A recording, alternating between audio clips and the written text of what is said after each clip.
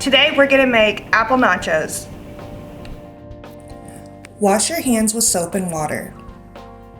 Gently rub apples under cool running water. Thinly slice 2 medium apples. Spread apple slices on a plate and add lemon juice to apples to reduce browning. Top apple slices with 2 tablespoons sunflower seeds, 1/4 cup unsweetened dried cranberries or raisins, and 1 tablespoon mini chocolate chips. Combine 2 tablespoons creamy peanut butter and 1.5 tablespoons honey in a small microwavable safe container.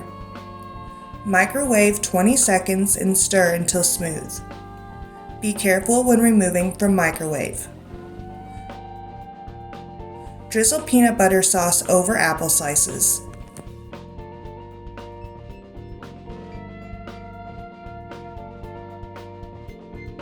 Alright, here are apple nachos, our delicious after-school snack.